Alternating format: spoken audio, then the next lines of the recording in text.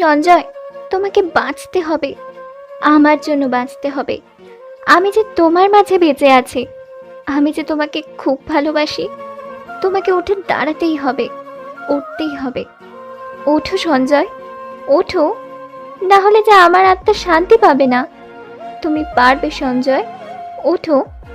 মুহূর্তের মধ্যেই সে অদৃশ্য, তার চোখের আড়াল না, বলেই চিৎকার দিয়ে উঠল সঞ্জয়। নিজেই নিজের অস্তিত্ব বুঝে উঠতে পারছে না, সে আছে না মরে গেছে। শরীরে তেমন শক্তিও নেই যে ঠিক করে বসবে। তখনই 5 জন ডাক্তার দৌড়ে সঞ্জয়ের কাছে চলে আসে আর সঞ্জয়কে বিভিন্নভাবে পরীক্ষা করে। তাদের মধ্যে একজন মহিলা সিনিয়র ডাক্তার সঞ্জয়কে বলে, congratulations, welcome to your new life. নিস্তব্ধ হয়ে বসে আছে, চোখের পলক পড়ছে না। ডাক্তার তখন সঞ্জয়কে একটা ইঞ্জেকশন দেয়। কিছুক্ষণ পরে শরীরে কিছুটা শক্তি অনুভব করতে পারে সে। তখন একটা ডাক্তার এসে বলে, এখন কেমন আছেন মিস্টার? শরীরটা কেমন যেন করছে। এখন এটা স্বাভাবিক, এইরকম একটু হবেই। আমি এখানে কেন আর কিভাবে আসলাম? আপনার হাতে গুলি লেগেছিল, বাঁচার চান্স 5% ছিল মাত্র। তবুও আশা হারাইনি আমরা অপারেশন চালিয়ে যাই। অপারেশন সাকসেসফুল হলেও বাঁচার আশা মাত্র 20% ছিল। 6 মাস পরে আজ আপনার জ্ঞান ফেরে। আমাকে এখানে কে নিয়ে এসেছিল? আমি তো তাকে চিনি না, তবে সারাক্ষণ আপনার সেবা করেছে, মনে হচ্ছিল আপনার আপন কেউ হবে হয়তো। আপনি কি তাকে ডাকতে পারবেন একটু প্লিজ? আপনি এখনো সুস্থ নন, বেশি কথা বলা যাবে না। আপনি বিশ্রাম নিন, একটু পরে সে চলে আসবে। এই নিন, ওষুধটা খেয়ে নিন। সঞ্জয় ভদ্র ছেলের মতো ওষুধটা খেয়ে নিয়ে কিছুক্ষণ পরেই ঘুমিয়ে পড়ল। সঞ্জয়ের যখন ঘুম ভাঙে তখন দেখলো সঞ্জয়ের পাশে একটা ছেলে আর একটা মহিলা বসে আছে। কেমন আছো এখন? ভগবানের আশীর্বাদে ভালো। তখন পাশ থেকে একটা মহিলা বলল, তোমার কি হয়েছিল বাবা? গুলি কিভাবে লেগেছে? কিছুক্ষণ নীরব থেকে মহিলাটিকে বলল, আন্টি, আমার কিছু মনে পড়ছে না। কিছু কথা তাদের কাছ থেকে লুকালো সঞ্জয়। ভাইয়া, তোমার নামটা? আমি সঞ্জয়। ও, আমি সুমিত, আর ইনি হলেন আমার মা। আমি এখন কোথায় আছি সুমিত? শহীদ এপিএস মেডিকেল কলেজ হাসপাতালে 131 নম্বর কেবিনে গত 6 মাস যাবৎ এখানে ছিলে। ভাই, আমাকে তুমি এত কষ্ট করে এখানে আনতে গেলে কেন? ভাই, আমি তোমাকে যে অবস্থায় পেয়েছিলাম তাতে বুঝেছি তোমার অনেক শত্রু, তাই আর তোমার এলাকার হাসপাতালে ভর্তি করার সাহস হয়নি। জানো ভাই, তোমাকে দেখে আমার ভাইয়ের কথা মনে পড়ে গিয়েছিল। আমার ভাইয়া একটা মিছিলের মধ্যে গুলিবিদ্ধ হয়ে পড়ে থাকে, কিন্তু কেউ তাকে হাসপাতালে নিয়ে যায়নি। বিনা চিকিৎসায় ভাইয়া মারা যায়। আর যখন তোমাকে দেখি তখন আমার ভাইয়ার কথা মনে পড়ে যায়, আর তোমাকে একা রেখে আসতে পারলাম না, তাই সাথে করে নিয়ে এসেছি। কথাটা বলতে বলতে 2 চোখ দিয়ে জল গড়িয়ে পড়ল মা আর ছেলের। আমি তোমায় কি বলে যে ধন্যবাদ দেব তার কোনো ভাষা নেই আমার কাছে। সারা জীবন তোমাদের এই উপকার মনে রাখবো। তোমাদের সাথে সবসময় আমাকে পাবে। আমাকে এখন যেতে হবে, আমার অনেক কাজ বাকি আছে। পাগল হয়েছে তুমি? তুমি এখনো সুস্থ হওনি। দেখো, সুমিত যেমন আমার ছেলে, তুমিও তেমন আমার আরেক ছেলে হয়ে গেছো। তোমার খেয়াল রাখা এখন আমার দায়িত্ব। তুমি কোথাও যাচ্ছ না বলে দিলাম। আন্টি, আমার কিছু প্রতিশোধ নেওয়ার ছিল, কথা দিচ্ছি সেইগুলো শেষ করে আপনাদের পাশেই থাকবো আমার বাবা মাকে নিয়ে। তখন হঠাৎ ওই মহিলা ডাক্তার এসে হাজির। এই যে মিস্টার, কত বড় বিপদের মুখ থেকে ফিরে এসেছেন, খেয়াল আছে? আর আপনার শরীরে কিছু মাংসপেশি নষ্ট হয়ে গেছে, সেগুলো সেরে উঠতেও প্রায় 1 বছর সময় লাগবে। এই 1 বছর কলকাতার বাইরে যাওয়া চলবে না। প্রতি 7 দিনের মাথায় এসে চেক আপ করে যাওয়া লাগবে। আর যদি না আসেন তাহলে বিপদের সংখ্যা আরো বেড়ে যাবে বলে দিলাম। তখন ওই আন্টিটা সঞ্জয়ের দিকে তাকিয়ে বলল, এই 1 বছর আমার বাড়িতে থাকবে আমার ছেলে হয়ে, বুঝলে? সঞ্জয়ের আর কিছুই করার ছিল না। এই শরীর নিয়ে প্রতিশোধও নিতে পারবে না, তাই ঠিক করলো এখানেই থেকে যাবে। আর থাকতে হলে সুমিতকে তার সব কিছু বলতে হবে, যে সে কে, কি তার পরিচয়। তখন আন্টিকে উদ্দেশ্য করে বলল, আন্টি, আমি একটু সুমিতের সাথে কিছু পার্সোনালি কথা বলতে চাই, যদি একটু। অবশ্যই, তোমরা কথা বলো, আমরা বাইরে গেলাম। এরপর আন্টি আর ডাক্তার বাইরে চলে যায়। আর সঞ্জয় সুমিতকে প্রথম থেকে সব তার ঘটে যাওয়া অতীতের কথা বলে। তার অতীত শুনে সুমিতের মাথা থেকে ঘাম ঝরছে, পুরো শরীর কেমন যেন হয়ে গেছে। ভাই আপনি? সুমিত কথা বলতে পারছে না। সঞ্জয় তখন বলল, সুমিত, তুমি কিসে পড়ো? ভাই আমি অনার্স 3য় বর্ষে পড়ি। ও, তাহলে এখন থেকে তুই করে বলবি, কোনো ভাই না আর কোনো আপনিও না, বুঝলি? কেন ভাই? আবার ভাই, শোন, আমিও অনার্স 3য় বর্ষের ছাত্র, কিন্তু এই বছরটা ফাঁকা চলে যাবে, 1 বছর গ্যাপ। ভাই সরি রে, তুই চিন্তা করিস না, আমি তোকে আমার ভার্সিটি ভর্তি করার আর তোর কাগজপত্র যেইভাবেই হোক আমি ম্যানেজ করে নিয়ে আসবো। সুমিত, তুই আমাকে আবার তোর কাছে ঋণী করে ফেললি। আর হ্যাঁ, কাউকে বলবি না আমি বেঁচে আছি, আর আমার পরিচয় সবসময় গোপন থাকে যেন। তুই চিন্তা করিস না, সব ঠিকঠাক হবে। এখন রেস্ট নে, 7 দিন পর তোকে বাড়ি নিয়ে যাব। আর হ্যাঁ, তোর বাবা মাকে এখানে আসতে বলি। কিন্তু আমি বেঁচে আছি সেই কথা কাউকে বলবি না, কারণ মা যদি শোনে আমার খবর তাহলে আগের বিশেষজ্ঞগুলো জেনে যাবে, তাতে প্রবলেম আরও বাড়বে।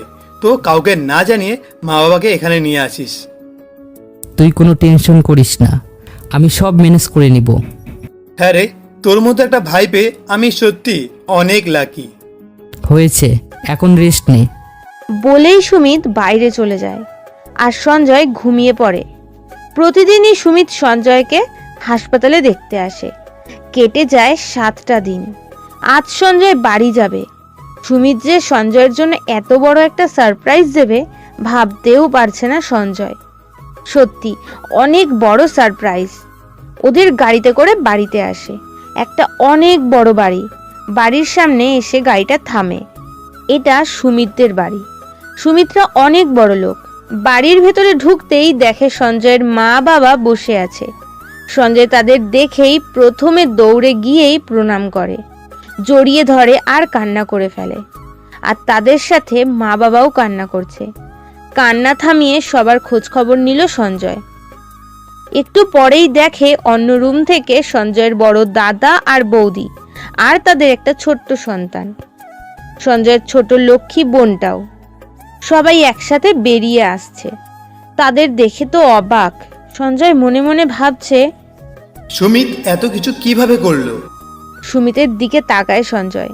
সুমিত একটা মুচকি হাসি দেয়, আর ওর হাসিটাই বলে দিচ্ছে, তুই তো আমার ভাই, আর ভাইয়ের জন্য এটা তো সামান্য কিছু।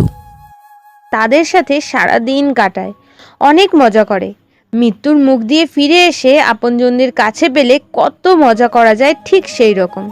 তখন সঞ্জয়ের আম্মু বলল, বাবা, খুব সাবধানে থাকিস, আল্লাহ আমাদের দিকে মুখ তুলে চেয়েছে, তুই ভালো থাকিস বাবা, আমরা চললাম। তারপর তারা বিদায় নেয়। আর সুমিত তাদের বুঝিয়ে বলে তারা যেন কাউকে না বলে সঞ্জয় বেঁচে আছে। আর কেউ যদি জানতে পারে সঞ্জয় বেঁচে আছে তাহলে সঞ্জয়ের জীবনের সংকট আছে, তাই তারাও কিছু বলবে না কাউকে। এইভাবে কেটে যায় 1টা মাস। এখন মোটামুটি সুস্থ। ডাক্তারের পরামর্শ নিয়ে এখন বাইরে যেতে পারে। আর এর মধ্যেই সুমিত সঞ্জয়ের সব কাগজ তুলে ওর ভার্সিটিতে ভর্তি করে ফেলে। হ্যাঁ, আজ ভার্সিটি যাবে। মনের মধ্যে কিছুই হচ্ছে না। নতুন জায়গায় যেতে হলে মনের মধ্যে আলাদা একটা ফিলিংস কাজ করে, কিন্তু সেটাও তার করছে না। পুরো একটা কাঠের পুতুল হয়ে গেছে সঞ্জয়। গাড়িটা ভার্সিটির গেট অতিক্রম করে থামায় এবং ওরা দুজনেই নেমে যায়। সুমিত্রা বাইকে করে আসেনি, প্রবলেম আছে তাই বাইক আনেনি, গাড়িটাই নিয়ে এসেছে। গাড়ি থেকে নেমে একটা মেয়ের দিকেই প্রথমে চোখ পড়ে। সঞ্জয়ের মনে হচ্ছে চোখ দুটো যেন ওখানেই থেমে গেছে, জমে গেছে চোখ দুটো। এটা কিভাবে সম্ভব? না, এটা কখনোই সম্ভব না। মেঘা এখানে কিভাবে? মেঘা তো সেই দিন গুলি না, এইটাই আমার মেঘা। বলেই এক দৌড়ে ওই মেয়েটার কাছে চলে যায়। সঞ্জয় পৌঁছেই তার হাতটা ধরে। মেঘা, তুমি বেঁচে আছো? দেখো, আমি এসেছি তোমার কাছে। আমায় সেই আগের মতো করে ভালোবাসবে না বলো? এই কথা শুনে সেই মেয়েটা বলল, এই যে মিস্টার, আমি মেঘা না, আমি দীপিকা। না, তুমি আমার মেঘা। পাগল নাকি? আমি মেঘা হতে যাব কেন? পাগল হয়ে গেছেন মনে হয়। মেন্টাল হসপিটালে পাঠানো দরকার আপনাকে। তখনই সুমিত এসে দীপিকা, আমি সরি বলছি। বলেই সুমিত সঞ্জয়ের হাত টানতে টানতে নিয়ে যায়। ওই, তুই পাগল হয়ে গেছিস নাকি? না রে ভাই, ও আমার মেঘা। না, ও দীপিকা, আমাদের সাথেই ফার্স্ট ইয়ার থেকে পড়ে। আর একটা কথা, তোর মেঘা মানে? আমার মেঘার কি হয়েছে সুমিত, বল। আমার মেঘার কি হয়েছে? আসলে তোর মেঘা সেদিনই মারা যায়, সেটা তোকে বলা হয়নি। মাফ করে দিস রে, এই কথাটা লুকানোর জন্য। মিথ্যে কথা বলছিস কেন? ওই দেখছিস না আমার মেঘার সেই কাজল কালো চোখ, কি মায়াবী না চোখ দুটো, পুরো মেঘা। দেখ ওই ঠোঁট দুটো, ঠোঁটের হাসিটাও আমার মেঘার। আমার মেঘা মারা যায়নি, আমার মেঘা দীপিকার ভিতরে বেঁচে আছে। পরিস্থিতিটাকে মেনে নিতেই হবে। আমি তো জানি মেঘা আর নেই, কিন্তু এটা কিভাবে? পুরোই মেঘা, আমার মেঘার সাথে সম্পূর্ণ মিল, একটুও পার্থক্য নেই। কোনটা দীপিকা আর কোনটা মেঘা কেউ চিনতে পারবে না। ভাই, দীপিকা কিন্তু ভার্সিটির একমাত্র মেয়ে যে আজ পর্যন্ত প্রেম করেনি। ভাই তোকে ধন্যবাদ আমার মেঘাকে আমার কাছে এনে দেওয়ার জন্য। ভাই, তুই নিশ্চিত পাগল হয়ে গেছিস। ভাই আমি ঠিক আছি, আর দীপিকা নয়, মেঘা আমার জন্য। ওকে, যা তোর মেঘা। এবার এখান থেকে চল, আমার বন্ধুদের সাথে তোকে পরিচয় করিয়ে দিই। না ভাই, আবার কোনো বন্ধু বানাবো না। বন্ধু না, যেন কাল সাপ, দুধ দিয়ে সাপ পোষাও ভালো। বন্ধুদের ওপরে বিশ্বাস নেই, জীবনে আর বিশ্বাসও করতে পারবো না। দেখ, তোর জায়গায় যদি আমি থাকতাম তাহলে আমিও এটাই বলতাম, কিন্তু পৃথিবীতে সব বন্ধুরা খারাপ হয় না রে পাগল। কিছু বন্ধু আছে, তারা তার বন্ধুর জন্য জীবনও দিতে পারে। আমি আর কি বলবো, সুমিত তো ঠিক কথাই বলেছে। আমি আর কথা না বাড়িয়ে তাদের বন্ধুদের সাথে দেখা করতে গেলাম। ভাই, এ হলো সন্দীপ, এ হলো জয়, আর এ হলো বিষ্ণু। এবার গল্পের হিরোর পরিচয় ওদের দিল।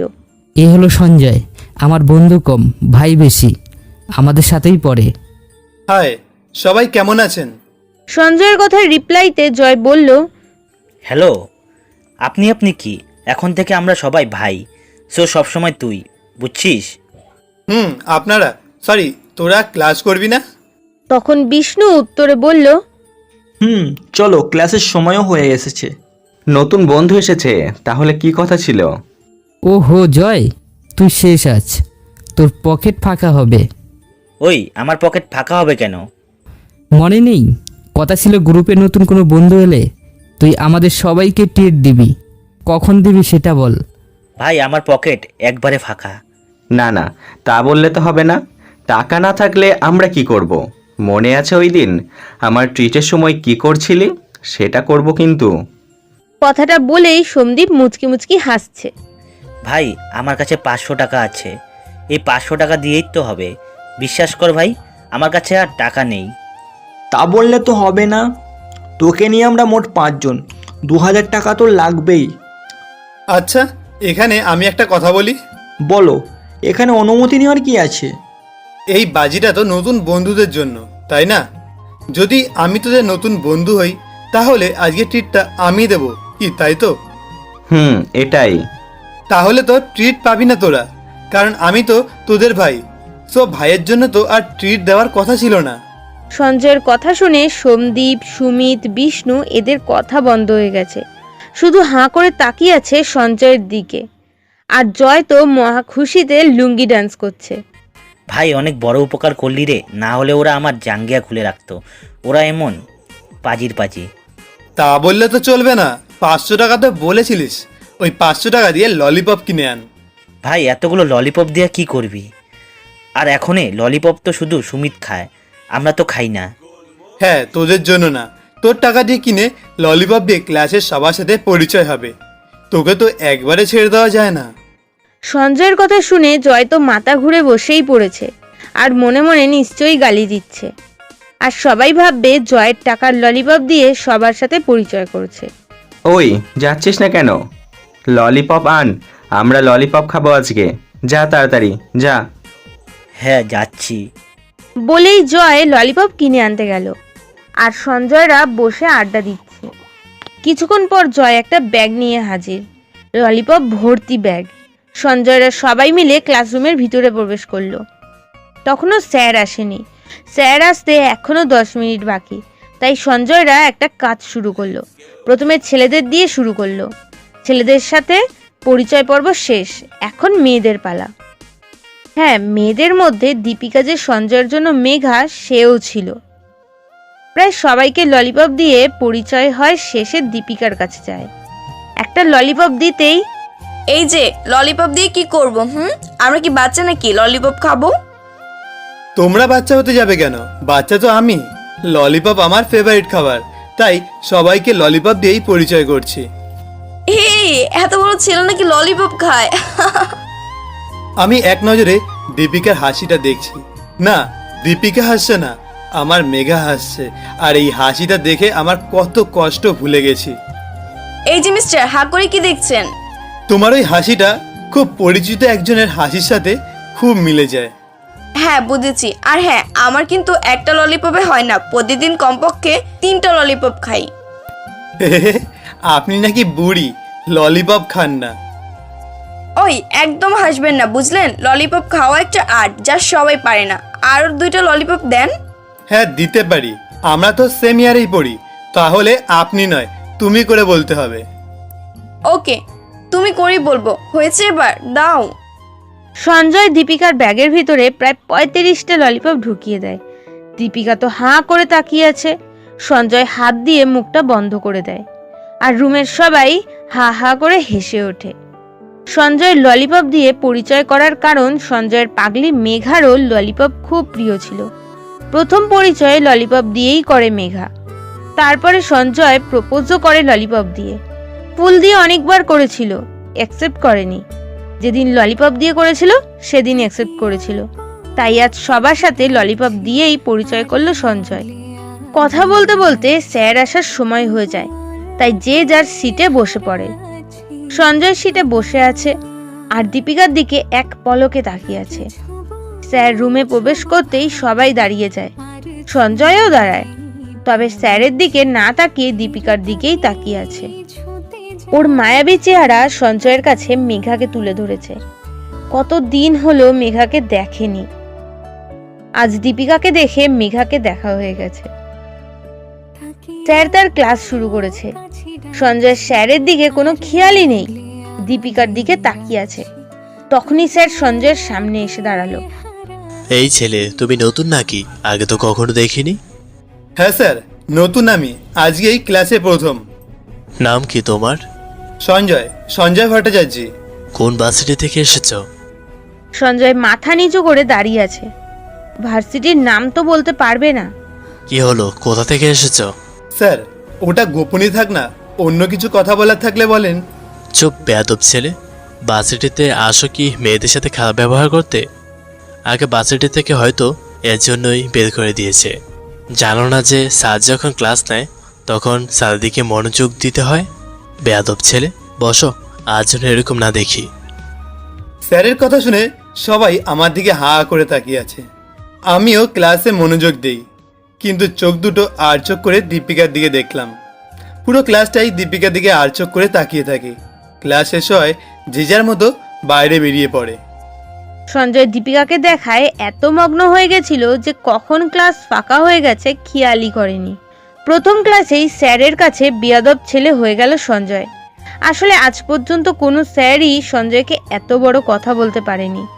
ক্লাসে সব সময় ফার্স্ট বয় ছিল, সব স্যারের প্রিয় ছাত্র হিসেবেই আদরের ছিল।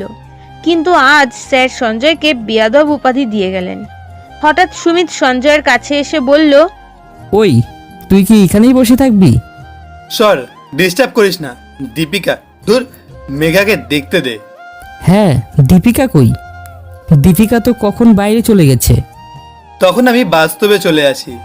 ও ভাই, মেঘাকে অনেকদিন পরেই দেখেছি, তাই তো ওর মাঝেই হারিয়ে গেছিলাম। অনেক হয়েছে, এখন বাইরে চল, আড্ডা দিব, এখন ক্লাস নেই। চল বলেই ক্লাসরুম থেকে বেরিয়ে গেলাম। এবার আমরা সারা ক্যাম্পাসে ঘুরি। সেই ফাঁকে দীপিকাকেও খুঁজে বেড়াচ্ছি, কোথাও পাইনি। চলে আসি আড্ডা দিতে। জয়, সোমদীপ, বিষ্ণু আরও কয়েকজন, তাদের সাথে আড্ডা দিচ্ছিলাম। তাদের মধ্যেই একজন গিটার বাজাচ্ছিল। সেটা শুনে মাথায় আগুন ধরে যায়। কেন জানি না কি হয়ে গেল। না, গিটারে বাজনা খারাপ হয়নি, টোনটা শুনেই মাথার তার ছিঁড়ে গেছে। কাছে গিয়ে গিটারটা চেয়ে নেই। গিটারটা হাতে নিতেই মেঘার কথা মনে পড়ে যায়। মেঘা আমার গিটারে বাজনা খুব পছন্দ করত। প্রতিদিনই ওকে শোনাতে হতো। গিটারটাকে ঠিক করে নিয়ে ওদের মাঝে বসে যাই, আর গিটারের তারটায় হাত দিতেই হার্টবিটটা কেঁপে উঠল। মনের আড়ালে লুকিয়ে থাকা মেঘাকে কল্পনা করে একটা গান ধরলাম। গানটা শেষ করতেই নিজের অজান্তে চোখ দিয়ে অশ্রু ঝরছে, আর সবাই হাতে তালি দিচ্ছে। তখন সুমিত আমার কাঁধে হাত রাখে। ভাই, তুই এত সুন্দর করে গিটার বাজাতে পারিস, আমার ধারণার বাইরে। না রে, আমি তেমন বাজাতে পারি না, শুধু মনের মানুষটার জন্যই একটু শিখেছিলাম। ধুর, এটা কি হলো? একটা গান করলি কেন? আরো 2-3টে গান ধর। না রে, ভালো লাগছে না। সুমিত, বাড়ি যাবি? আরে আর কিছুক্ষণ থাকি না, বাড়ি গিয়ে কি করব? ও, তাও ঠিক কথা। আচ্ছা, তোরা আড্ডা দে, আমি ক্যাম্পাসটা ঘুরে আসি। বলেই ওদের আড্ডা থেকে চলে আসে সঞ্জয়। পুরো ক্যাম্পাস দীপিকাকে খুঁজে বেড়াচ্ছে, কিন্তু দেখা নেই। পরে পুকুর পাড়ে যেতেই দেখে দীপিকা বসে আছে। সঞ্জয় গিয়ে ওর পাশে বসে। এই, আপনি এখানে কেন? মন চেয়েছে তাই আসলাম। কেন, বারণ আছে নাকি? বারণ থাকবে কেন? আর আমার পাশে বসেছেন কেন? অন্য জায়গায় যে বসেন, যান। তোমার পাশের সিটটা আমার ভালো লেগেছে, তাই বসলাম। দেখুন, এগুলো কিন্তু বাড়াবাড়ি হয়ে যাচ্ছে। আরে বাহ, কি করলাম আমি? কি করেছেন আপনি মানে? সারা ক্লাস আমার দিকে হাবলাকান্তর মতন তাকিয়ে থাকেন, পুরো ক্যাম্পাস আমাকে পাগলের মতন খুঁজে বেড়ান, আর আমার পাশে এসে বসা, এগুলো কি? এইগুলোকে পিছু করা বলে? তোমার মাঝে আমার মেঘাকে দেখতে পাচ্ছি। বিশ্বাস করো, তুমি আমার মেঘা। আপনি নিশ্চিত পাগল হয়ে গেছেন। যান, আগে পাগলের ডাক্তার দেখান। বলেই দীপিকা ওখান থেকে উঠে যায়। সঞ্জয় হ্যাবলার মতো দীপিকার যাওয়ার দিকে তাকিয়ে আছে। দীপিকার প্রতিটা কাজই সঞ্জয়কে মেঘার কথা মনে করিয়ে দেয়। সঞ্জয়ের নতুন জীবনের দিনগুলো ভালোই কেটে যাচ্ছে। প্রায় একটা মাস প্রতিটা দিনই স্যারের কাছে বিভিন্নভাবে বকা খেত, তারপরও দীপিকাকে দেখে যেত। স্যার সবার মেধা তালিকা করার জন্য প্রতি মাসেই পরীক্ষা নিত, আর প্রথম পরীক্ষায় 10-2 পাশ করে সঞ্জয়। স্যার যখন সঞ্জয়ের রেজাল্ট বলল, তখনকার মতো এত অপমান সঞ্জয় এর আগে কখনো হয়নি আজ পর্যন্ত। সঞ্জয়কে অপমান করে দেখে ক্লাসের সবাই একটু একটু হাসছে, কিন্তু দীপিকা একটুও হাসেনি, কেমন যেন রাগি মোটে আছে। সঞ্জয়কে কাছে পেলে হয়তো কাঁচা গিলে ফেলবে। ক্লাস শেষে সঞ্জয় সবার আগেই বেড়াতে যাচ্ছিল। তখনই দীপিকা সঞ্জয়কে পিছন থেকে ধরে ফেলে আর টানতে টানতে পুকুর পাড়ে নিয়ে আসে। ওই, আপনার সমস্যা কোথায় বলুন তো? আমার তো কোনো সমস্যাই নেই। তো স্যারের প্রতিদিন বকা খাওয়ার পরেও আমার দিকে ফ্যাল ফ্যাল করে তাকিয়ে থাকেন কেন? আমি তোমার দিকে তাকিয়ে থাকি, তুমি জানলে কিভাবে? একটা মেন্টাল আমার দিকে তাকিয়ে থাকবে, সেটা আমি কি বুঝতে পারবো না? সেই ক্ষমতা আমার কাছে আছে, বুঝলেন? ও, তাই বুঝি মেঘা? ওই, আমি মেঘা না, বুঝলেন? আমি দীপিকা। আর একটা কথা, আমার দিকে আর এইভাবে তাকিয়ে থাকবেন না, তাকালে আমি... দেখো, আমি যে তোমার মাঝে লুকিয়ে থাকা মেঘাকে অনেক আগে থেকেই ভালোবেসেছি। এখনো বাসি, আগামীতেও বাসবো, তাই তাকাবই। কি ফাজলামো করছেন আমার সাথে? মাথা ঠিক আছে তো আপনার? আর শোনেন, আমার মাঝে কোনো মেঘা টেকা নেই। বললেই তো পারেন যে আমার সাথে লাইন মারার জন্য মেঘার অভিনয় করছেন। আর যদি এই মতলব থাকে, তাহলে আগে থেকেই কেটে পড়ুন।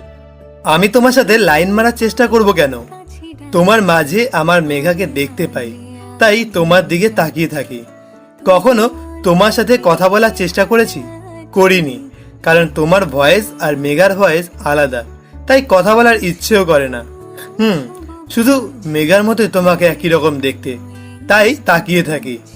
হয়েছে হয়েছে, আর ভাব খাওয়াতে হবে না। আর আপনি লেখাপড়ে এমন কেন বলুন তো? আজ কতগুলো বকা শুনলেন স্যারের কাছে। সত্যি বলতে কি জানো, পরীক্ষার সময় তোমার দিকে তাকিয়েছিলাম, তাই লিখতে পারিনি। হায় রে পাগল। একটা কথা বলবো, রাখবে? হ্যাঁ বলেন দেখি রাখতে পারি কিনা। আমি কি তোমার বন্ধু হতে পারি? শুনেন, আমি একটা পাগলের সাথে বন্ধুত্ব করতে পারবো না। আগে নিজেকে ঠিক করেন। আর হ্যাঁ, কালকে যে পরীক্ষা হবে সেটা ভালো রেজাল্ট করতে পারলে তাহলে ভেবে দেখব। এখন আসি। বলেই দীপিকা চলে গেল। আর সঞ্জয় তো ওর চলে যাওয়ার দিকে তাকিয়ে আছে। ওকে যত দূর পর্যন্ত দেখা যায় তাকিয়েছিল সঞ্জয়। দীপিকা চলে গেল। সঞ্জয়ও ওর বন্ধুদের সাথে আড্ডা দিতে চলে গেল। কিছুক্ষণ পরেই 3টে ফাইনাল ইয়ারের বড় ভাই এসেই সঞ্জয়ের শার্টের কলার ধরে মাঠের মধ্যে নিয়ে যায়। এই নতুন নাকি ভার্সিটিতে? হ্যাঁ নতুন। তাদের মধ্যে একজন এসেই সঞ্জয়ের গালে কষে 2টা থাপ্পড় দিল। থাপ্পড় দেওয়ার কারণটা বুঝতে পারলো না সঞ্জয়। গালে হাত দিয়ে দাঁড়িয়ে আছে। তাদের কিছু বললে বলতে পারতো, কিন্তু না, এখন কিছু করলে পুরো ভার্সিটি সঞ্জয়ের ব্যাপারে জেনে যাবে। তার চাইতে কি হয় সেটাই দেখছে। ভাইয়া, আমি কি করলাম? আমাকে মারলেন কেন? তুই কিছু করিসনি? তোর দীপিকার সাথে এত ঘুরঘুর কিসের? ভাই, আমি তো কিছুই বুঝতে পারছি না। তোর বোঝার দরকার নেই। তুই দীপিকার থেকে দূরে থাকবি, কথাটা যেন মনে থাকে। ভাই আমি কিছু বলার আগেই আরও একটা থাপ্পড় দেয়। শালা, আমি দীপিকার পিছনে 3 বছর ধরে ঘুরছি, কিছুই হচ্ছে না, আর তুই এসেই আমার কাছ দিয়ে দীপিকাকে নিয়ে যাবি? তা কখনোই হবে না। তুই যদি দীপিকার দিকে আবার ফিরে তাকাস তাহলে এই চোখ দুটো তুলে ফেলবো, কথাটা মনে রাখিস। বলেই তারা ওখান থেকে চলে গেল। সঞ্জয় তো তাদের কথা শুনে ওখানেই থমকে গেল। হ্যাঁ, কি বলে গেল এইসব? আর পুরো ভার্সিটির মানুষ সঞ্জয়ের দিকে তাকিয়েছিল। তখনই সুমিত এসে সঞ্জয়ের হাত ধরে টেনে নিয়ে যাচ্ছে। এই সুমিত, কি করছিস? তোর এখানে থাকা দরকার নেই, বাড়ি যাব, চল। সঞ্জয়কে ভার্সিটিতে আর এক মুহূর্ত থাকতে দিল না সুমিত। বাড়ি নিয়ে গেল। বাড়ি ঢুকতেই আন্টির নজর সঞ্জয়ের গালটায় পড়ে গেল। বাবা, তোমার গালে কি হয়েছে? লাল কেন? আসলে আন্টি, একটা মশা বসেছিল, তাকে মারতে গিয়েই নিজের গালটা লাল করে ফেলেছি। একটু জোরেই লেগে গেছে। সুমিত সঞ্জয়ের দিকে চোখ বড় করে তাকিয়ে আছে, কি বলবে ভাবছে। বাবা, তোমরা দুজন ফ্রেশ হয়ে এসো, আমি তোমাদের জন্য খাবার রেডি করছি। আচ্ছা আন্টি। বলেই রুমের মধ্যে চলে গেল সঞ্জয়। আর সুমিত সঞ্জয়ের দিকে তাকিয়েই আছে, কিছু বলতে চাইছে, কিন্তু সঞ্জয় বলার চান্স দিল না।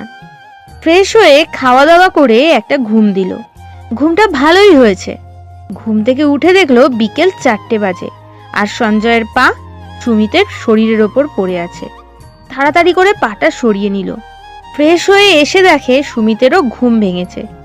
সুমিত, তোর বাইকের চাবিটা দে তো। বাইক দিয়ে কি করবি? ঘুরতে যাব, দে চাবি দে। আমিও যাব, দাঁড়া। তোর যাওয়ার দরকার নেই, আমি একাই যাব। তুই একা একা কোথায় যাবি? কিছুই তো চিনবি না। দেখ, বেশি প্রশ্ন ভালো লাগে না, দে চাবি দে। সুমিতের কাছ দিয়ে বাইকের চাবিটা নিয়ে বেরিয়ে পড়ল। সোজা জয়ের কাছে গেল। জয়ের কাছ থেকে বড় ভাইদের বিষয়ে সব কিছু জেনে নিল। জয়ের কাছ থেকে বিদায় নিয়ে আরও 2-1 জায়গায় গেল। সন্ধ্যার আগেই বাড়িতে ফিরে আসে। সঞ্জয় একটা জিনিস লক্ষ্য করলো, 2 ঘন্টা বাইরে ছিল, তাতে সুমিত 23 বার ফোন করেছে। জেনেছে সঞ্জয় কোথায় কি করছে। সঞ্জয় মনে মনে ভাবছে, সত্যি সুমিতের মতো মানুষ হয় না। একজন অপরিচিত মানুষকে বাড়িতে থাকতে দিল, পুরো আপন করে নিয়েছে আমায়। সন্ধ্যার আগে সঞ্জয়কে বাড়িতে দেখে সুমিত একটু হাসি দিল। সুমিতের বাইকের চাবি ওর কাছে দিল, কিন্তু সুমিত নিতে চাইছিল না। তোর কাছেই রাখ, পরে লাগতে পারে। সঞ্জয়ের কাছেই রাখলো চাবিটা। সন্ধ্যার নাস্তা করে দুজনে পড়তে বসলো, কারণ কাল তো আবার পরীক্ষা। মনোযোগ দিয়ে 10টা পর্যন্ত পড়লো।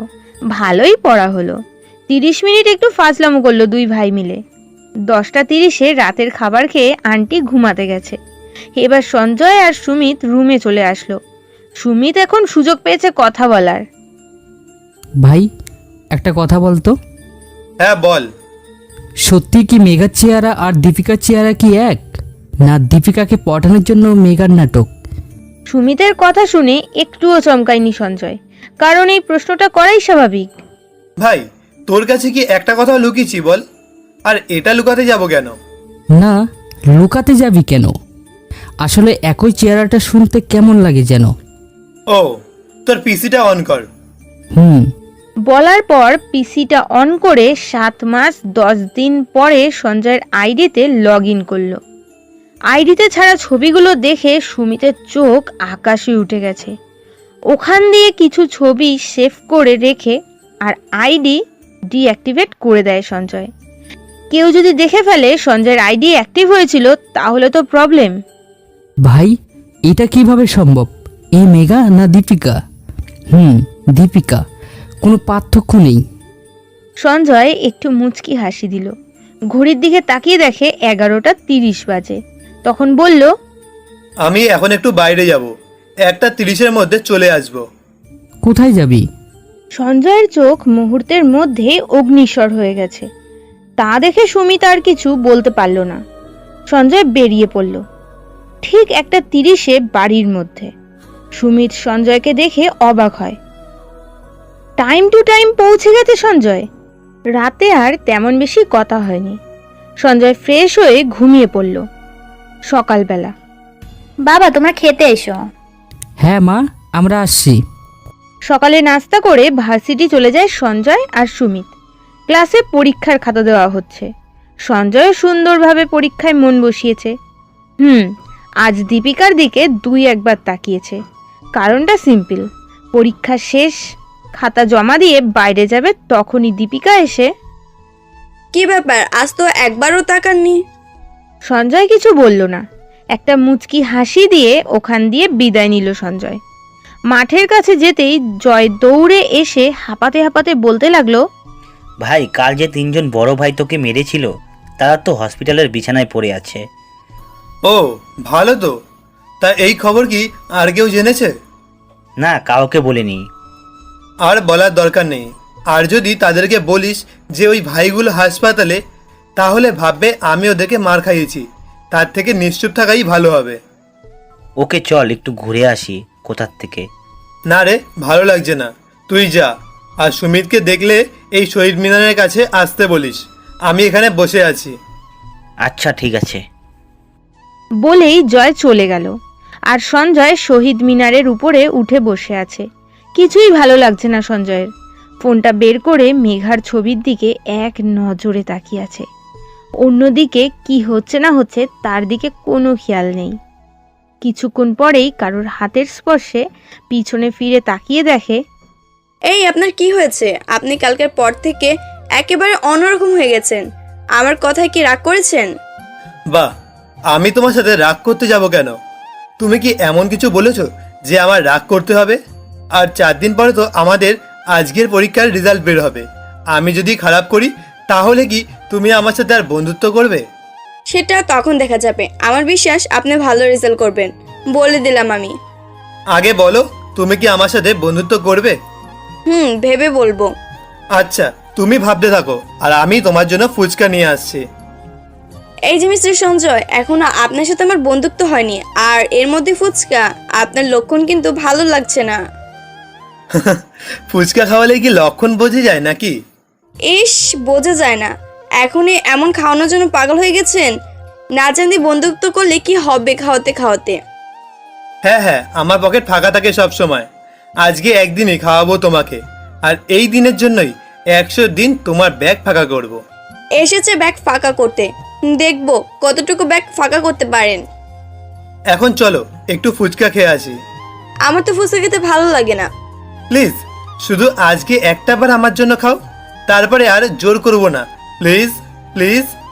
ওকে, এত প্লিজ বলতে হবে না। দুজনেই চলে গেল ফুচকা খেতে। এই মামা, 2টো ফুচকা, একটায় ঝাল বেশি আর একটায় ঝাল কম। মামা ভুল করে ঝাল বেশি ওইটা দীপিকাকে দিয়ে দেয়, আর কম ঝাল ওইটা সঞ্জয়কে। দীপিকা একটা ফুচকা মুখে দিয়ে কোনো মতে খেয়েছে। ওর দিকে খেয়াল করলো, দীপিকা ঝালে পুরো লাল হয়ে গেছে, চোখ দিয়ে জল পড়ছে। দীপিকা এমনিতেই ঝাল খেতে পারে না, কিন্তু মেঘা প্রচুর ঝাল খেত, আর মেঘার জন্য সঞ্জয়ও ঝাল খাওয়া শিখে গেছে। আর দীপিকা একদম ঝাল সহ্য করতে পারে না। তবুও সঞ্জয়কে কথা দিয়েছে যে ও ফুচকা খাবে। তাই নিজের অনিশ্চয়তা সত্ত্বেও আবার একটা ফুচকা মুখে দেবে। তখনই ওর মুখ দিয়ে ফুচকাটা ফেলে দিয়ে চলো, আর খেতে হবে না। না, ভালোই তো লাগছিল। আমি বুঝি কোনটা কি, আর এত ন্যাকামো করার দরকার নেই। তোমাকে উঠতে বলেছি, ওঠো। উঠে কোথায় যাব? জাহান নামে নিয়ে যাব, তোমাকে যেতে হবে। মামাকে টাকাটা দিয়ে দীপিকাকে জল খাইয়ে তারপর ওর হাতটা ধরে একটা আইসক্রিমের দোকানে নিয়ে গেল। আমি জানতাম না যে মেয়েরা ফুচকা পছন্দ করে না, তাদের পছন্দ হয় আইসক্রিম। হ্যাঁ, আমার আইসক্রিম খুব পছন্দ। দীপিকার হাতে দুটো আইসক্রিম দিল। দীপিকা তো খুশিতে এক লাফ দিল। এই দুটোকে আমি খাবো? না, দুটো খেলে তোমার ঠান্ডা লাগবে, একটা তোমার আর একটা আমার। বলেই সঞ্জয় দীপিকার থেকে একটা আইসক্রিম নিয়ে নিল। আপনি না একটা বেয়াদব ছেলে। আচ্ছা, তুমি কি সেটা এখন বুঝলে? দুজনে আইসক্রিম খেতে খেতে শহীদ মিনারের দিকে যাচ্ছে। তখনই কিছু সঞ্জয়দের বর্ষের ছেলে কতগুলো জুনিয়র মেয়েকে দেখে, ভাই দেখ কি মাল আসছে। দেখছিস তো, পুরাই কি বলবো ওরে ভাই, ফিকে দেখছিস পুরো। ওই ফুলপরি, মধু, ওনা দিয়ে মুখ ঢেকে রাখছো কেন? ওনা ছাড়া আসবে আর আমরা তোমার মুখ দেখে উপভোগ করবো। ওরে ভাই, এইসব কি বলিস? ফিকের মাইরে জামা কাপড় পরে কি লাভ কি? ওদের কথাগুলো শুনে নিজের কান ফেটে যাচ্ছে। মনে হচ্ছে এখনই ওই ছেলেগুলোর কানের নিচে গরম করে দেই, কিন্তু না, মাথা গরম করলে চলবে না। আরে ভাইয়া, অস্থির করে ফেলেছেন। ভাই, কি ডায়লগই না মারলেন। তুই কে রে? ভাই, আমি তো আপনাদের সাথেই পড়ি, সামান্য এক ছাত্র মাত্র। তো এখানে কিসের কাম? জ্ঞান দিতে এসেছিস যত? না ভাই, এমনি কথাগুলো শোনাচ্ছি, ভাল লাগছে। দেখুন, আমি নিম্ন শ্রেণীর মানুষ, আপনারা তো ভিআইপি ভিভিআইপি ঘরের ছেলেরা। আপনাদের উপদেশ দিয়ে কি করব বলুন? কিছু কথা বলি, শেষে যদি খারাপ মনে করেন তাহলে আমার দুটো গালে চর বা থাপ্পড় মেরে দিতে পারেন, মেরে হাসপাতালেও ভর্তি করে দিতে পারেন। সঞ্জয় ওদেরকে বোঝানোর চেষ্টা করছে। দেখেন, যেই মেয়েটাকে এইসব কথাগুলো বললেন, সে তো আপনার আমার মতোই কারোর বোন, কারোর মা, কারোর গার্লফ্রেন্ড, তাই না? মেয়েদের তো সৌন্দর্য জামা কাপড় দিয়ে ঢেকে রেখেছে। তারপরেও আপনাদের কি সুন্দর মন্তব্য, বাহ, খুশি হলাম শুনে। আপনারা এই যে সকালে নাস্তা করে বেরিয়েছেন, দেখুন আপনাদেরই কারোর বোন হয়তো বা কারোর মা নাস্তা তৈরি করে দিয়েছে। তারাও তো মেয়ে, তাই না? আপনারা যে ওই মেয়েটাকে বললেন, একবারও কি ওই জায়গাটায় নিজের মা অথবা বোনকে রেখেছেন? একবার রেখে দেখুন, তখন কেমন লাগবে, তখন নিজের কাছে কেমন লাগবে। অন্যের মেয়ের ওপরে এই মন্তব্য করার আগে যদি একটিবার ভাবতেন যে আমার নিজেরও তো মা বোন আছে, আমি এইসব কি করে ভাবি। সঞ্জয় এখানেই থেমে যায়নি, আরও বলল, তাহলে দেখবেন সমাজে মেয়েরা কতটা শান্তিতে থাকতে পারত। আমাদের সমাজের কিছু কুলাঙ্গার ছেলেদের জন্যই আজকাল মেয়েরা নিরাপদে রাস্তায় বেরোতে পারে না। এটা নাকি স্বাধীন দেশ? আরে, যেই দেশের মেয়েরা নিরাপদ না, মা বোনেরা নিরাপদ না, সেটা আবার কেমন স্বাধীন দেশ হলো? ভাই দেখুন, যদি আপনি ভালো হন, তা দেখা দেখি আরও দুজন ভালো হবে। ভাই, বেশি কিছু বলে ফেললে আমাকে এখনই দুটো থাপ্পড় দিতে পারেন, এই যে আমার গাল। ভাই, আমাদের ভুল হয়ে গেছে, আর কখনোই এরকম করব না। হ্যাঁ ভাই, আমরা অনেক বড় ভুল করছি। হ্যাঁ ভাই, কথাটা আমার কাছে না, ওই মেয়েটাকে গিয়ে বলেন, তাহলে ওই মেয়েটা একটু হলেও শান্তি পাবে। ওই ছেলেগুলো ওই মেয়েদের দিকে এগিয়ে গেল, আর সঞ্জয় দীপিকার সাথে শহীদ মিনারে গিয়ে বসলো। আচ্ছা, আপনি কিরকম মানুষ বলেন তো? চেনা বড় মুশকিল। আমি একজন সাধারণ মানুষ, আর সাধারণ মানুষকে চিনতে শুধু মনের চোখ দিয়েই চেনা যায়, তুমি বুঝবে না। আপনি না কেমন যেন অদ্ভুত একটা মানুষ। আমি এইরকমই। আপনার ফেসবুকের আইডি দেন তো। আমি ফেসবুক চালাই না, সরি, দিতে পারলাম না। সত্যি ফেসবুক চালান না? সত্যি চালাই না। আজ একটা অ্যাকাউন্ট খুলো, তোমাকে রিকোয়েস্ট পাঠাবো। ওকে, ঠিক আছে, আমি আসছি। বলে দীপিকা চলে যাচ্ছে, আর সঞ্জয় ওর চলে যাওয়ার দিকে তাকিয়ে আছে। তখনই সুমিত এসে সঞ্জয়ের কাঁধে হাত রাখে। কিছুটা চমকিয়ে ওঠে সঞ্জয়। কিরে, কি বললো দীপিকা? কিছু বলেনি তো। তাহলে এত সময় কি করছিল তোর সাথে? তেমন কিছুই না, শুধু বলেছে আজ আমি ওর দিকে তাকাইনি কেন, আমার শরীর খারাপ হয়েছে কিনা সেটাই জিজ্ঞেস করতে এসেছিল, আর কিছুই না। ওই মিথ্যা বলিস না আমার কাছে। আচ্ছা ভাই, ওর সাথে বন্ধুত্ব করবো বলেছি, আর ও আমাকে শর্ত দিয়েছে পরীক্ষায় ভালো করতে হবে, তাই এসে আমার পরীক্ষা কেমন হয়েছে সেটাই খোঁজ করতে এসেছিল। হয়েছে? হয়েছে। আচ্ছা চল, হাসপাতালে যেতে হবে, কিছু টেস্ট করবে ডাক্তার বলেছে। ও তবে চল। বলেই হাসপাতালের উদ্দেশ্যে রওনা হলো ওরা। হাসপাতালে পৌঁছে কিছু টেস্ট করে যেই বাইরে চলে আসবে তখনই একটা কেবিনের মধ্যে সুমিত তাকিয়ে আছে। সুমিত চোখ দুটো বড় বড় করে সঞ্জয়ের দিকে তাকিয়ে আছে। সঞ্জয় কেবিনের ভিতর উকি মেরে দেখে কলেজের ওই বড় ভাইগুলো। সঞ্জয় কিছু বলতে পারছে না। সুমিতের চোখ দেখে এখন সঞ্জয়েরও ভয় করছে। মুহূর্তের মধ্যেই সুমিতের মুখে হাসি। ভাই, এই কাজটা কি করলি? বড় ভাইদের হাসপাতালে শুইয়ে দিলি? কি করব বল, তখন কিছু বলিনি, ভার্সিটিতে ছিলাম তাই। ওখানে বললে বড় ভাইয়ের মান সম্মান যেত, আর আমার পরিচয়টাও প্রায় বেরিয়ে যেত, তার চাইতে আড়ালে বসে মেরেছি। ভাই, কখন করলি কাজটা? আর ওরা তোকে চিনতে পারেনি তো? আরে না, চিনবে না, আর চিনবে বা কিভাবে, মুখোশ পরা ছিলাম তো, আর আমার নামটাও বলে এসেছি। আমার সাথে ওই বড় ভাই আর দাদাগিরি দেখাতে আসবে না। আর ওই যে রাতে বেরিয়েছিলাম না, তখনই কাজটা করেছি। মাত্র 2 ঘন্টা ওদের এই অবস্থা করেছিস? আরে ওদেরকে মেরে হাসপাতালে ভর্তি করে দিয়ে এসেছি, তাই তো 2 ঘন্টা সময় লেগেছে, না হলে 30 মিনিটেই কাম তামাম হয়ে যেত। সুমিত আর কিছু বলেনি। দুজনে হাসতে হাসতে বাসায় চলে গেল। দিনগুলো ভালোই চলছিল। ভার্সিটিতে মেঘার দিকে হ্যাবলার মতো চেয়ে থাকা আর বন্ধুদের সাথে আড্ডা দেওয়া। কিছুদিন যাবৎ সঞ্জয় দেখছে সুমিত নিয়মিত ছাদে ওঠে আর মুচকি মুচকি হাসে, একা একা কথা বলে, কাউকে কিছু বলতে চায়, হয়তো পারছে না। তাই সঞ্জয়ও ঠিক করলো আজ যখন সুমিত ছাদে যাবে তখন ওর পিছু পিছু ছাদে যাবে। যেই ভাবা সেই কাজ। সুমিত ছাদে উঠছে আর সঞ্জয়ও সুমিতের পিছু পিছু ছাদে উঠছে। ছাদে উঠে তো সঞ্জয় পুরোই অবাক। সুমিতের পাশের ছাদের হলুদ পরীর প্রেমের সাগরে সাঁতার কাটছে। সুমিত কোনো কথা বলে না, নাকি বলতে ভয় পাচ্ছে সুমিত। প্রায় 45 মিনিট তাকিয়ে থাকে হলুদ পরীর দিকে। পরী সঞ্জয়ের জন্য না, এটা সুমিতের পরী। সঞ্জয় তো ওর নামই জানে না, তাই পরী বলেই এখন ডাকতে হয়। পরীটা তখন অন্যদিকে মুখ ঘুরিয়েছিল। যেই সুমিতের দিকে তাকিয়েছে আর সুমিত এক দৌড়। সঞ্জয় সবে মাত্র কাহিনীটা বুঝলো। সুমিত ভয় পাচ্ছে ভালোবাসার কথাটা বলতে। সঞ্জয় আড়াল থেকে এত কিছু দেখলো। সুমিত চলে যাওয়ার পরেই সঞ্জয় হলুদ পরীর কাছে চলে গেল। এই হলুদ পরি, আমাকে ডাকছেন ভাইয়া? আপনাকেই ডাকছি, একটু শুনুন। সঞ্জয় দাঁড়িয়ে সুমিতদের বাড়ির ছাদে। হলুদ পরী পাশের বাড়ির ছাদের পাশাপাশি চলে আসলো দুজনেই। আচ্ছা, আপনার নাম কি? মানে হলুদ পরি বলে তো আর ডাকতে পারবো না। আমি রূপা। আপনার নাম কি ভাইয়া? আমি সঞ্জয়।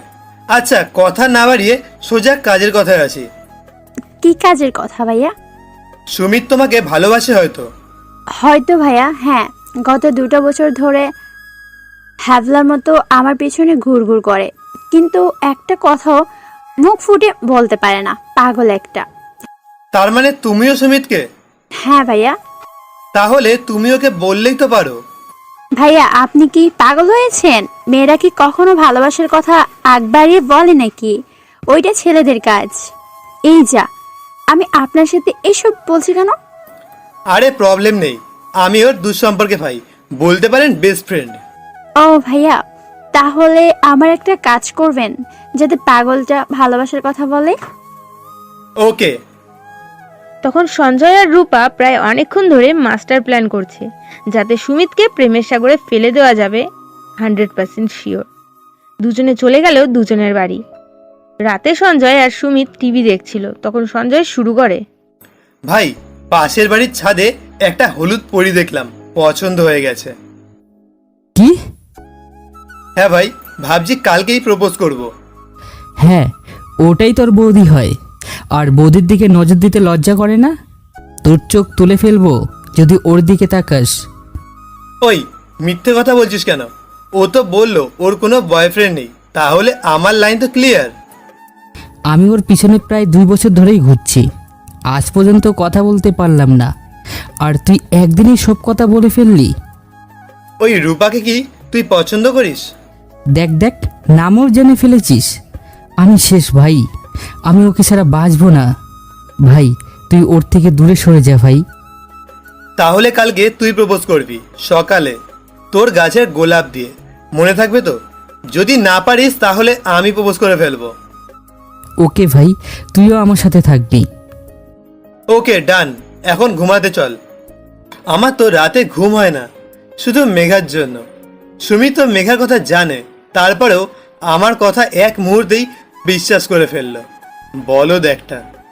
সকালে ঘুম ভেঙে তাকিয়ে দেখি সুমিত আমার আগেই ঘুম থেকে উঠে রেডি হয়ে গেছে।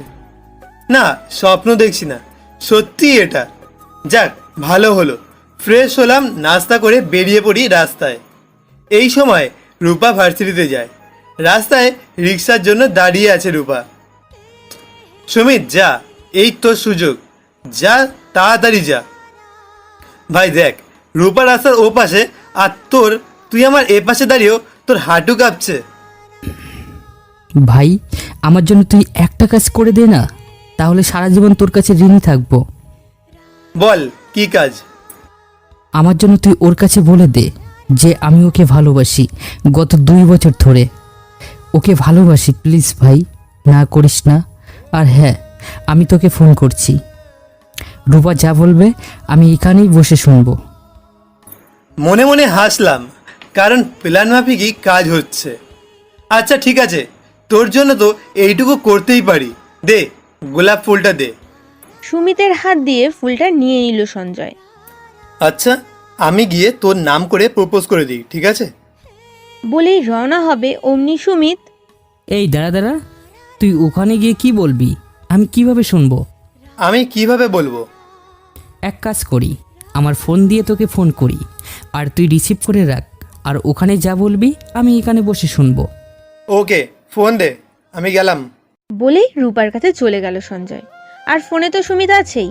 রূপার আর সঞ্জয়ের প্ল্যান অনুযায়ী কাজ হচ্ছে। সঞ্জয়ও অভিনয় করা শুরু করলো।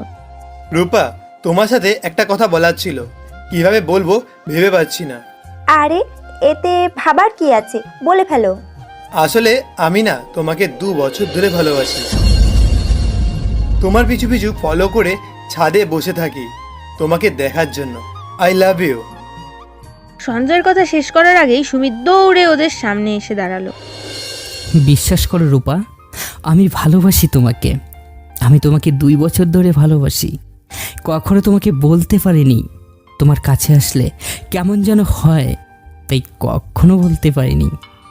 তোমার কাছে আসলে কেমন যেন হয়, কি বলবো। ওই হারামিটাকে আমার জন্য প্রপোজ করে দিতে বলছিলাম, আর এই হারামি নিজের নামে প্রপোজ করেছে। ওই তোর মতো ভাই থাকতে শত্রুর কি দরকার আছে রে? এক টানা সুমিত পাগলের মতো কথা বলে যাচ্ছে। সঞ্জয় আর রূপা হাঁ করে তাকিয়ে আছে।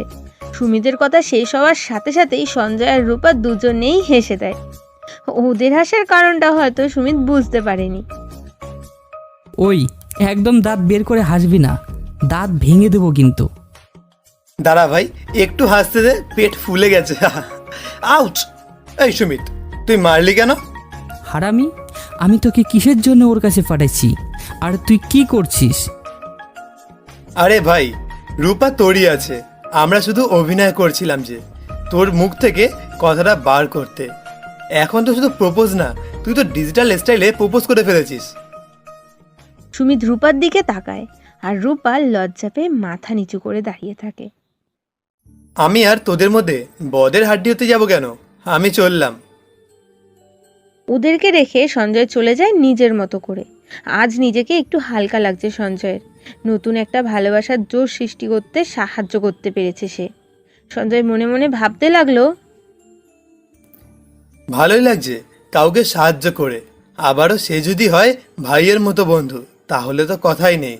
আজকাল বন্ধুগুলো আছে তো কখন কাকে বাস দেওয়ার জন্য, কিভাবে বাস দেওয়া যায় সেসব চিন্তায় থাকে তারা। এখানে যে কটা বন্ধু পেলাম ওদের মতো বন্ধু হয় না। বিশ্বাস করে সুমিত, আর জয়, সোমদীপ, শ্যামল ওদের মতো বন্ধু খুঁজে পাওয়া যায় কি না বলতে পারবো না। ওরা যদি আগের বন্ধুগুলোর মতোই হয় তবে তো আমি ভাববো এটাই আমার কপাল, আর কিছু ভাবতে পারছি না। সঞ্জয় বাসায় চলে যায়। আজ ভার্সিটিও যাবে না, শরীরটা কেমন যেন করছে, তাই যাওয়া হবে না।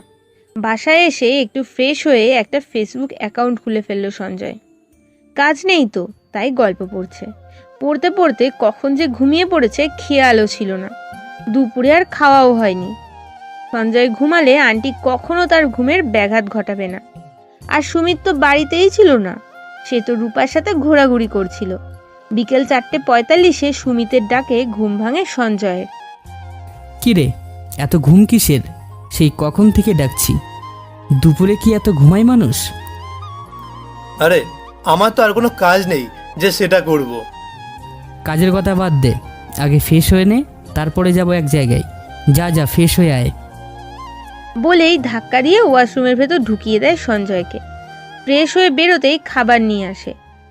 সঞ্জয় ওর কথা মতো খাবারগুলো খেয়ে রেডি হয়ে সুমিতের সাথে গেল। একটা হোটেল, অনেক সুন্দর করে সাজানো। তার মানে সুমিত পার্টির ব্যবস্থা করেছে। নতুন প্রেমে পড়েছে না, তাই পার্টি। ভালোই আনন্দ করলো। সুমিতের সব বন্ধুরাই আসছে, রূপাও ছিল। দীপিকাকে বলেছিল, কিন্তু দীপিকা আসেনি। পার্টি চলাকালীন হোটেলে হামলা হয়। শহরের নাম করা গ্যাংয়ের চেলারা সবাই ঘাবড়ে গেলেও সুমিত আর সঞ্জয় ঘাবড়ায়নি। যে যার মতো করে হাত উপরে করে ফেলেছে।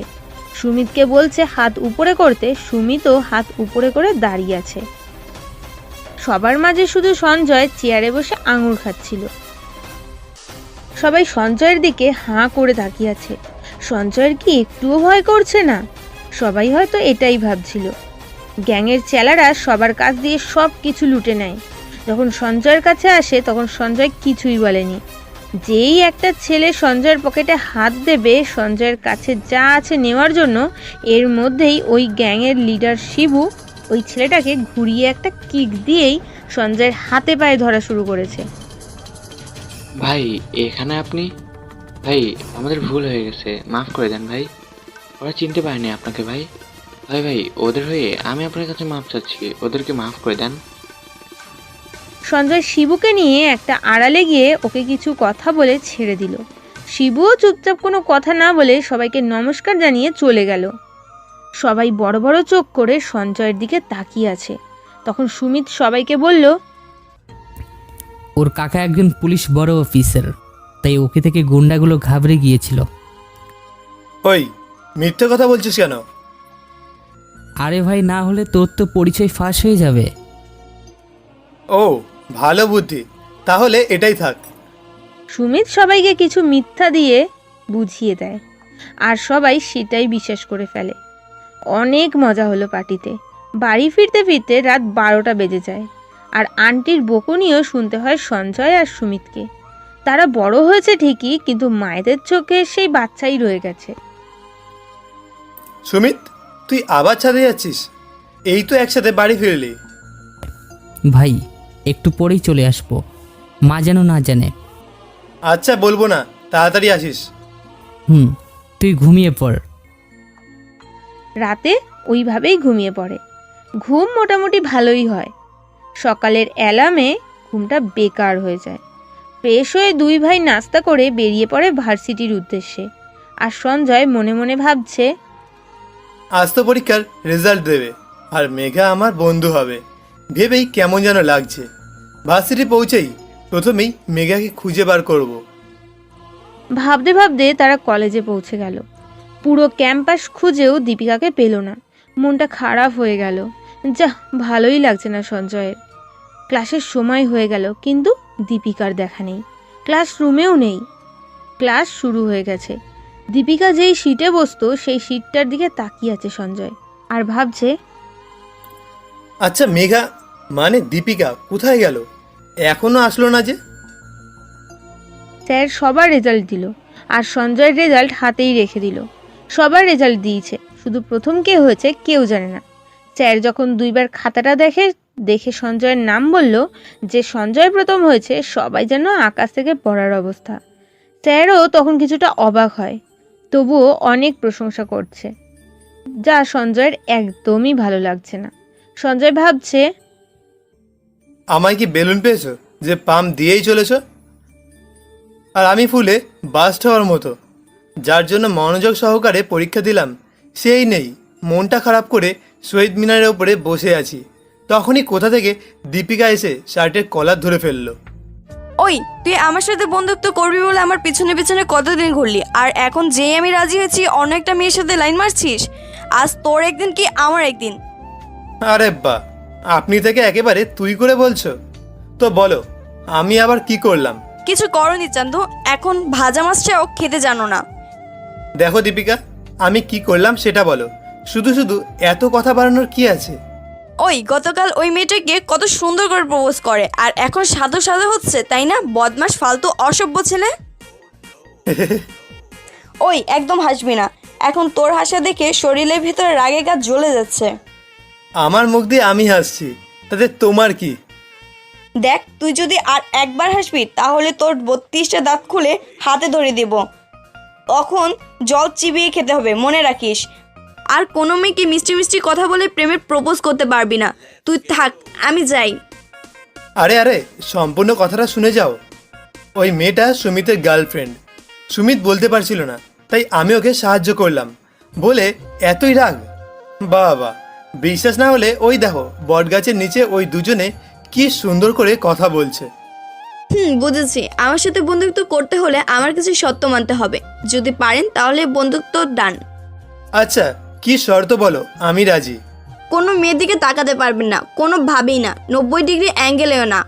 আপনাদের মতন মানুষরা তো এইভাবেই মেয়েদের দিকে তাকায়, আর মেয়েরা ফিদা হয়ে যায়। ওয়েট ওয়েট, ওই আমি কখন মেয়েদের দিকে 90 ডিগ্রি অ্যাঙ্গেলে তাকালাম? আমায় কখন মেয়েদের দিকে তাকাতে দেখেছো? হ্যাঁ, বাহ, আপনি ধোয়া তুলসী পাতা। আমার দিকে যে ঢ্যাপ ঢ্যাপ করে তাকিয়ে থাকতেন সেটা কি ভুলে গেছেন? আমি কি মেয়ে না? তোমার কথা আলাদা, বাদ দাও। আর কি কি শর্ত মানতে হবে সেটা বলো।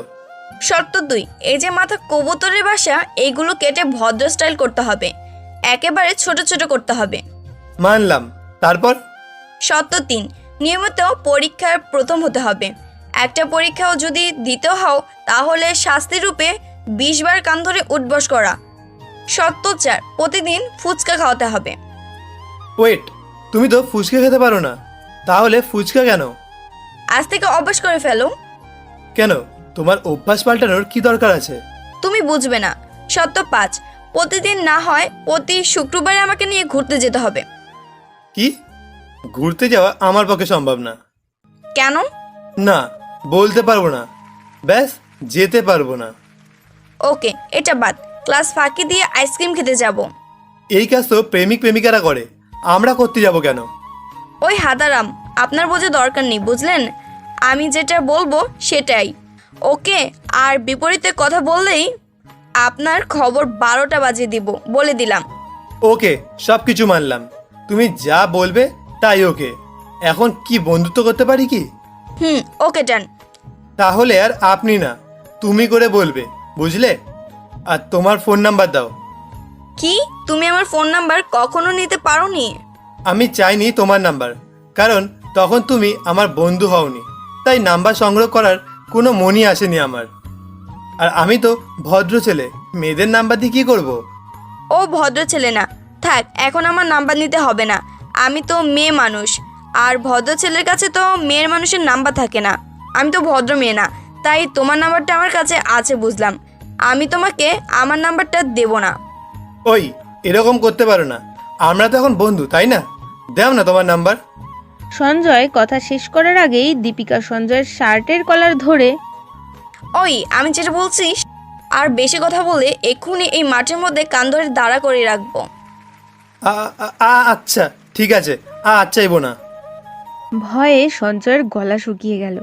তখনই কলেজের ওই বড় ভাইরা এসে সঞ্জয়ের হাত ধরে বসে পড়েছে।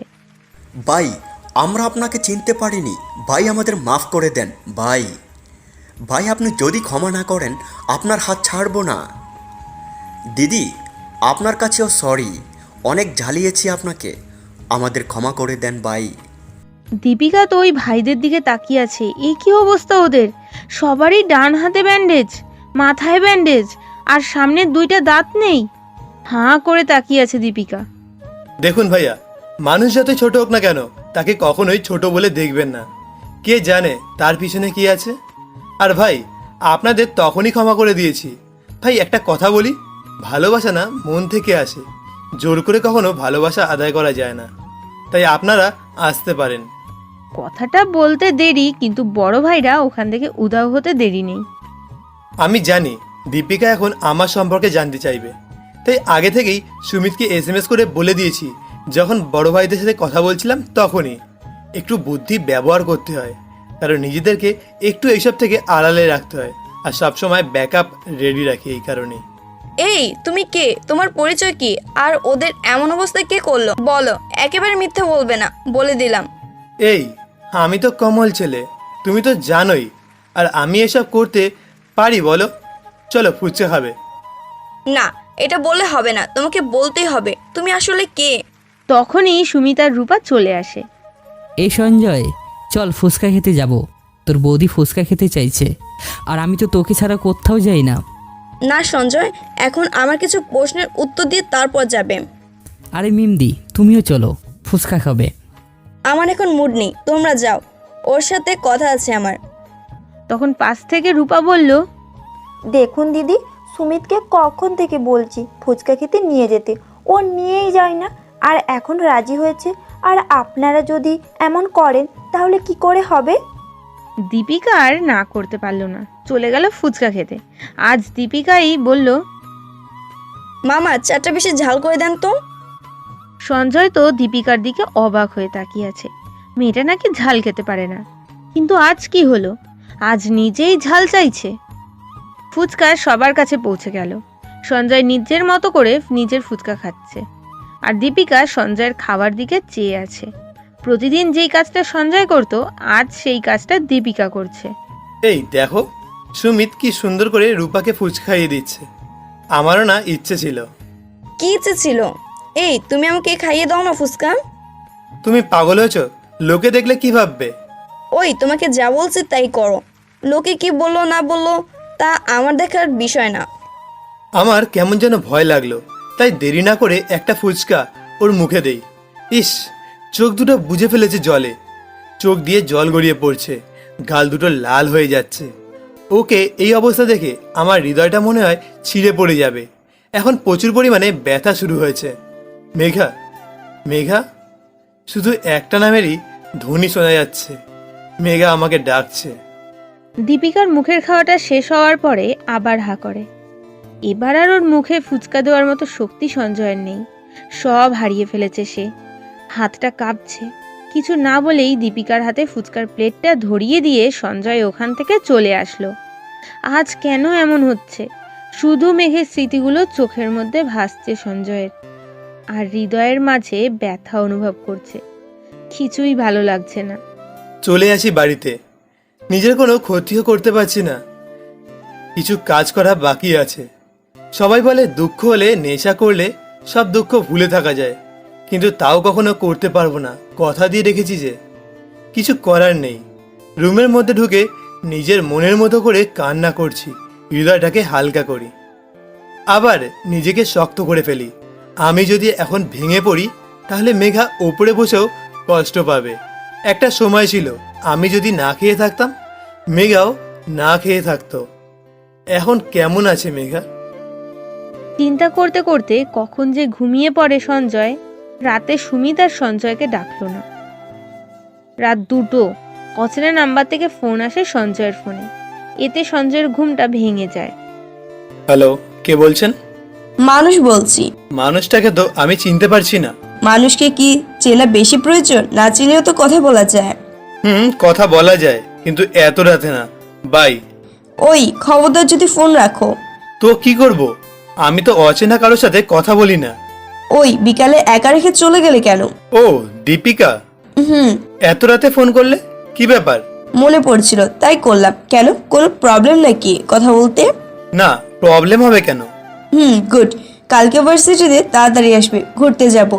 কোথায় যাবে? এখন বলবো না, যখন যাব তখন বলবো। হাদারাম।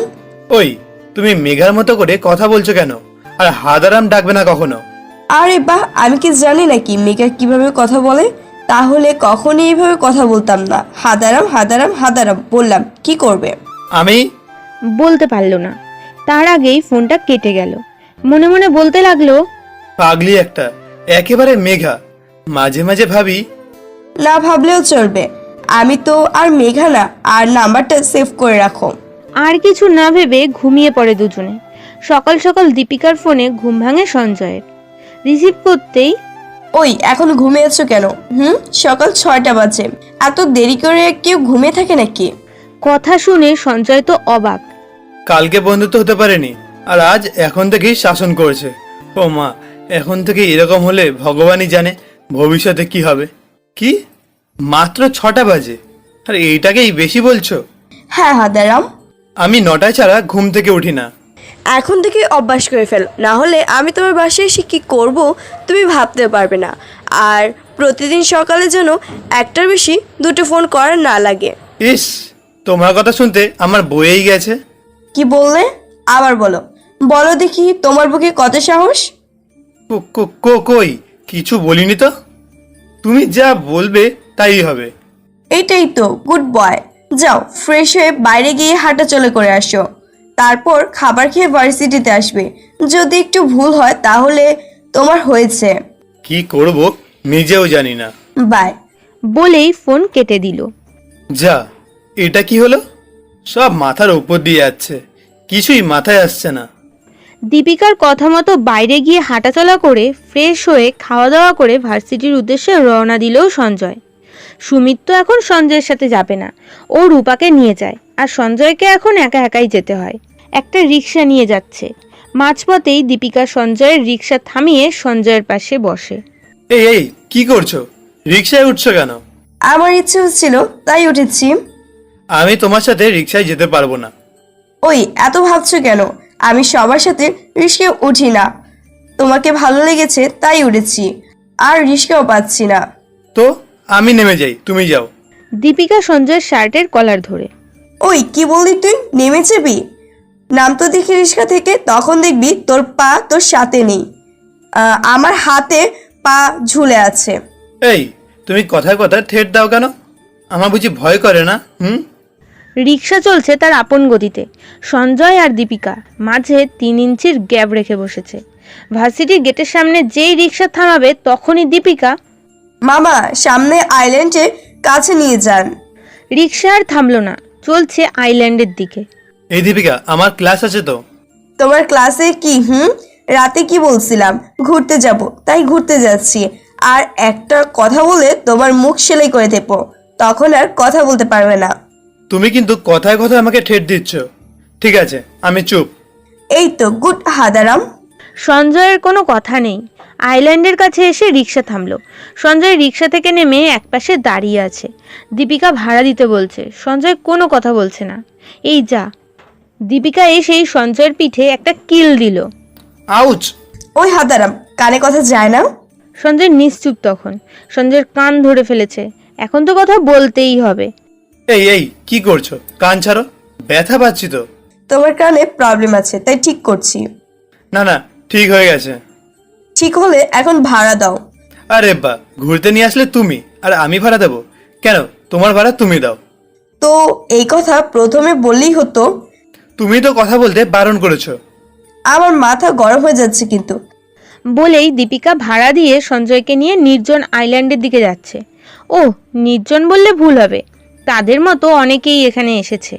তারা বেশিরভাগই প্রেমিক প্রেমিকা, জোড়ায় জোড়ায় বসে আছে। আর সঞ্জয় দীপিকা দুজন একটা জায়গায় বসলো। এই দীপিকা, তুমি যে আমার সাথে ঘুরতে আসছো, তোমার বয়ফ্রেন্ড দেখলে কি মনে করবে? সঞ্জয় জানে ওর কোনো বয়ফ্রেন্ড নেই, তারপরও কিছু তো বলতে হবে।